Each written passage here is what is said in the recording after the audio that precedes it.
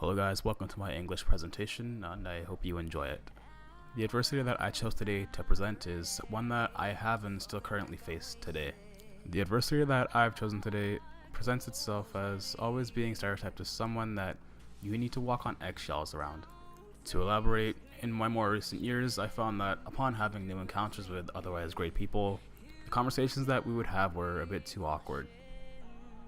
Putting aside stereotypical things that they would assume of me, like being naturally good at basketball, speaking a lower quality of English, having an eccentric hairstyle, not being able to swim, which I actually cannot do by the way, sagging my pants, and maybe even having children by the age of 17. The list really just goes on. The real problem is the expectation of demeanor. I find that many a time I'm expected to play the role of a victim. I'm expected to be someone who's going through a struggle of some kind. Although I am privileged to say that I haven't found myself in any bad situations or any life-altering struggles. In conversations, I can always sense that my conversant is looking for me to mention how I'm somehow systematically oppressed, just because I am of black lineage. Consequently, they put themselves on eggshells to avoid what they presume would set me off on an excused fit of rage that would ultimately end up putting them at fault as either racist or insensitive. In reality, these people aren't to blame. The cause of this is modern-day reformists and activists like Black Lives Matter, whom through their work have built up a very negative connotation around anything involving black people, including speech as well. Consequently, we as a society are negatively impacted because this polices language and interaction where people have to be even more mindful of what they say. They do this so as to not risk any external attack, be that physical or verbal, of any kind because of an opinion or thought that they have. And this does presumably exclude thoughts that are universally received as bad.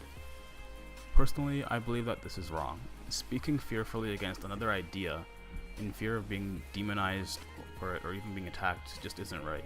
The violent reactions to adverse ideas presented by non-blacks seems to have come with a warped excuse, whether that be parading the streets, destroying property, targeted attacks, or simply hijacking a public speech.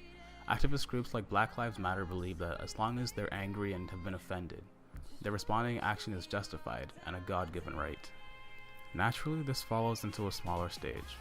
Based on real-life experience, there have been instances in which friend A comes up to me with news that friend B has said something bad like the N-word.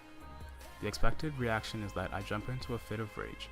I begin to verbally and physically attack, intimidate, and reduce friend B.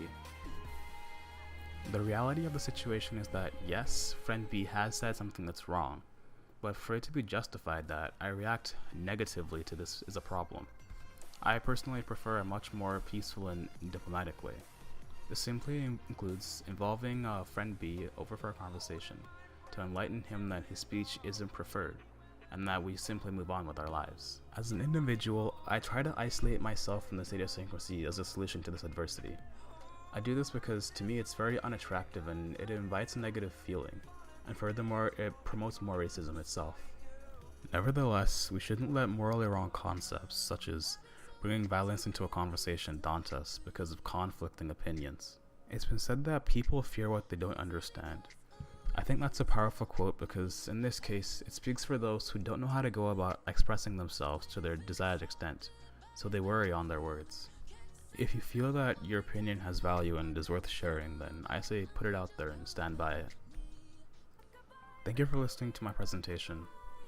It's currently kind of late at night right now, so I'm going to go try and catch some sleep. I hope to have made you think and perhaps even shared an experience with you. Have a nice day.